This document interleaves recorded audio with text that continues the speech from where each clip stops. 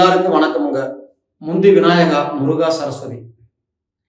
உலகெங்கும் பார்த்துக்கிட்டு இருக்கிற தமிழ் மக்கள் அனைவருக்கும் ராஜகுரு ஜக்கம்மா பாரம்பரியம் உங்க எல்லாருக்குமே ஒரு நன்றி, ஒரு வணக்கம் தெரிவிச்சுக்கிறேங்க. நம்ம சேனல் புதுசா பார்க்குறவங்க ஒரு சப்ஸ்கிரைபர் பண்ணினீங்கன்னா நாம போடக்கூடிய அடுத்தடுத்த வீடியோக்கள் உங்க இல்லங்களுக்கு வரும். ஒரு சப்ஸ்கிரைபர் பண்ணிக்கோங்க, ஒரு லைக் பட்டன் கொடுத்துருங்க. உங்க வாழ்க்கையில ஒரு நல்ல மாற்றங்கள், ஒரு நல்ல மன நிம்மதி, ஒரு நல்ல எழுச்சி, ஒரு நல்ல சந்தோஷம், இதை தேடி அன்றாடும் ஓயாம உழைச்சுக்கிட்டு பாடுபட்டுக்கிட்டு இருக்கிற சிம்ம ராசிக்காரங்களே, உங்களுடைய வாழ்க்கையில ஒரு நிம்மதியும், ஒரு முன்னேற்றமும், ஒரு செல்வாக்கும், உங்களுடைய வளர்ச்சி, உங்க குடும்பத்தினுடைய ஒரு எழுச்சி. இந்த டிசம்பர் மாசம் 2024 சிம்மராசி, இந்த சிம்மத்தினுடைய பலன் என்பது மிகவும் சூதானமா, கவனமா, ஒரு பொறுமையா பயணம் செய்யக்கூடிய ஒரு மாதமா இந்த டிசம்பர் 2024 அமைஞ்சிருக்குதுங்க. உங்களுக்கு வாய்ப்புகள் என்பது நாலா வழிகள்லையும் வந்தாலும் கிடைக்குதுன்னு சொல்லி சந்தோஷப்பட்டு கூடாது, போயிருச்சுன்னு வருத்தப்பட்டுக்க கூடாது. இந்த ரெண்டு விஷயத்திலையுமே சரியது தவறது அப்படின்னு ஆலோசிக்கக்கூடிய ஒரு மாதமாக இது இருக்குதுங்க. இந்த மாதத்துல உங்க வாழ்க்கையில எடுக்கிற காரியம் கொஞ்சம் தாமதமாகும், பயணங்கள் கொஞ்சம் தாமதமாகும்.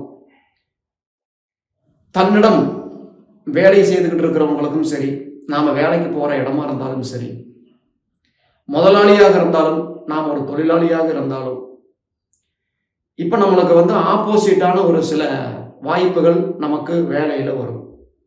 அதுல சில கவனம் தேவை.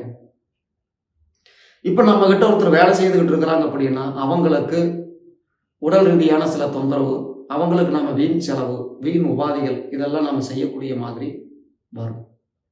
இந்த மாதத்துல கையெழுத்து, ஜாமீனு, தூர பிரயாண சேர்க்கை இதையெல்லாம் கொஞ்சம் தவிர்த்துக்கிறதும் நல்லது. முடிஞ்ச வரைக்கும் உங்களுக்கு பார்த்தீங்கன்னா குரு வக்ர யோகம், இந்த குரு வக்ர யோகம் என்பது சில பேருக்கு ஜாதகத்தினுடைய நிலைப்பாடை பொறுத்து பலன்கள் மாறும்.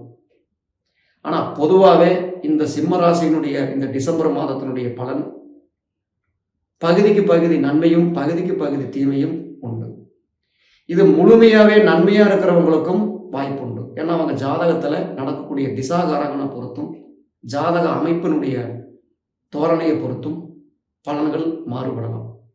ஆனா இந்த டிசம்பர் மாசத்துல நீங்க எது செய்யறதா இருந்தாலும் கொஞ்சம் தாமதிச்சு செய்யறது சிறப்பு. இந்த டிசம்பர் மாசத்துல நம்ம எதை எடுத்தாலும் செஞ்சிடலாம், பண்ணிடலாம், வாங்கிடலாம், முடிச்சிடலாம் அப்படின்னு நினைக்கிறீங்க, நீங்க அதை செய்யலாம். ஆனா தன்னுடைய சூழ்நிலையை உணர்ந்து ஆலோசிச்சு பண்ணுவது நல்லதுங்க. நண்பர்கள் போல இருப்பாங்க நயவஞ்சகர்கள், சொந்தம் போல வருவாங்க சதிகாரங்க, உற்றார் உறவினர்கள் போல வருவாங்க ஏமாற்றுக்காரங்க, கவனமா இருப்பாங்க. தன்னை சார்ந்தவர்களும் சரி, தன் கூட இருக்கிறவங்களும் சரி, இந்த இரண்டு பேர்த்தையுமே இன்னைக்கு நாம கவனமா கையாளணும். குறிப்பா உடல் சம்பந்தமான நிலைப்பாடுகள்ல கொஞ்சம் ஆரோக்கியத்துல கவனம் தேவை. பொருள் வாங்குறதுலையும் சரி, பொருள் விற்கிறதுலையும் சரி தாமதம் தேவை. வண்டி வாகனம் பொறுமை நிதானம் தேவை. கனரக வாகனம், பெரிய இயந்திரங்கள், வீண் விரயங்களை தவிர்த்துக்கிறது நல்லது. இப்போதைக்கு சுருக்கமா சொல்ல போயிட்டா பொறுமை, கவனம், நில் கவனி செல் என்ற ஒரு அமைப்பு இருக்குது. வாய்ப்புகள் என்பது உங்களுக்கு நாலா வழிகளையும் வரும், அதை சரியா பயன்படுத்திக்கங்க. மனைவி, மக்கள், குடும்பம் அப்படிங்கிறவங்க லைன்லையுமே கொஞ்சம் வார்த்தை, பொறுமை, கவனம் தேவை. திடீர்னு கோபம் வரும், திடீர்னு சிரிப்பு வந்துடும், எந்த நேரத்தில் எப்படி இருக்கும் அப்படிங்கிறத கணிக்க முடியாத ஒரு மாதமாக இருக்குது. அதனாலதான் பொறுமை வேணும். இப்போ உங்களுடைய ராகுவின் நிலை எடுத்துட்டீங்கன்னா இந்த மாசத்துல அவ்வளவோ ஒரு பெட்டரா இல்லை. அதே மாதிரி குரு 10ஆம் வீட்டுல அமைகிறார், வக்கரகதி அடைகிறார். அதனால சொத்து பத்து பண்டம்பாடு, வாங்கல் விக்கல், பொறுமை நிதானம் தேவை.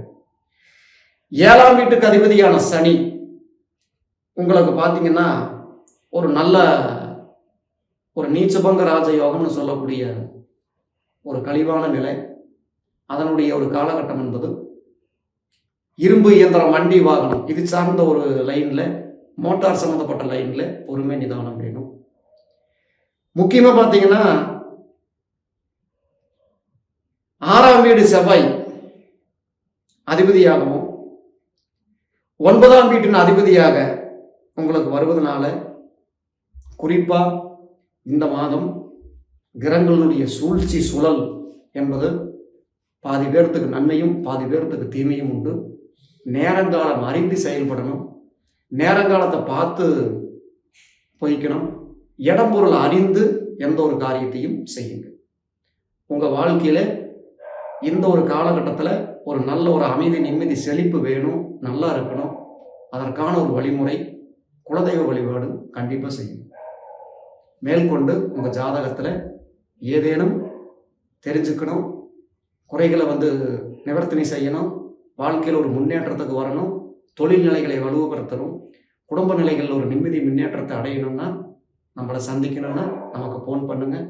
சென்னை கோயிலம்பாக்கம் சுண்ணாம்புக்குடத்தூரில் மெயின் ஆஃபீஸ் இருக்குங்க. சென்னையில் நம்மளை நேரடியாகவோ அல்லது ஃபோன் மூலியமாகவோ உங்கள் குறைகளை கேட்டு அறிந்துக்கலாம். ஜக்கம்மா பாரம்பரியம் ராஜகுரு ஜோசியர். எல்லாருக்கும் வணக்கம்.